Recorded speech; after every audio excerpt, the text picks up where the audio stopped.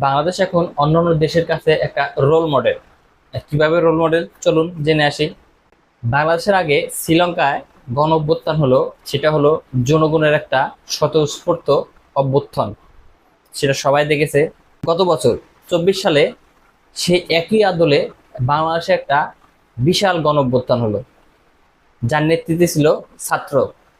সেই ছাত্রদের ডাকে জনতা মাঠে নেমে এসেছিল এবং অবশেষে শেখ হাসিনা পালিয়ে যেতে বাধ্য হয়েছে। একইভাবে এই কিছুদিন আগে ইন্দোনেশিয়ায়ও একই ক্যাটাগরিতে জেনজির আন্দোলনে কিন্তু সে দেশেও প্রধানমন্ত্রী পদত্যাগ করতে বাধ্য হয়েছে। আর আজকে বাংলাদেশকে দেখে একদম অনুকরণ করেছে যারা, সেটা হলো নেপাল। নেপালে বেশ কিছুদিন থেকে সোশ্যাল মিডিয়া সহ বিভিন্ন যোগাযোগ মাধ্যম নিষেধাজ্ঞা দেয় এবং তাদের রাজনৈতিক কিছু অস্থিরতা নিয়ে বিক্ষোভ চলছিল, যার নেতৃত্বে ছিল কিন্তু জেনজি, মানে ছাত্ররা। গতকাল নেপালের স্বরাষ্ট্রমন্ত্রী পদত্যাগ করেছে এবং আজকে কিন্তু তাদের কারফিউ ছিল। আজকে অর্থাৎ 9 সেপ্টেম্বর তারা ছাত্র জনতা, যারা এই আন্দোলনের মূল হাতিয়ার, তারা কিন্তু সেই কারফিউটা ভঙ্গ করে রাস্তায় নামে আবারও, এবং অবশেষে নেপালের প্রধানমন্ত্রী পালিয়ে যেতে বাধ্য হয়।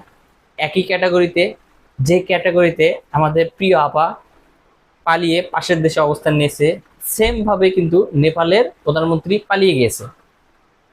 এরপর উৎসুক জনতা নেপালের প্রধানমন্ত্রীর কার্যালয়ে আগুন দিয়েছে।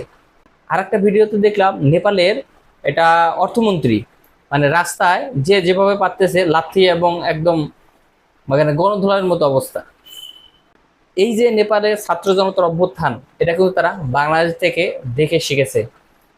তাহলে বুঝতে পারতেছেন বাংলাদেশ কতটা মানে অন্যের কাছে রোল মডেল হয়ে দাঁড়িয়েছে। এই এশীয় উপমহাদেশে শ্রীলঙ্কা, বাংলাদেশ, ইন্দোনেশিয়া, নেপাল, আশেপাশের দেশগুলো কিন্তু গণঅভ্যুত্থান হয়েছে। এখন প্রশ্ন হলো, তাহলে নেক্সট কাদের গণঅভ্যুত্থান হতে যাচ্ছে? অবশ্যই জানাবেন।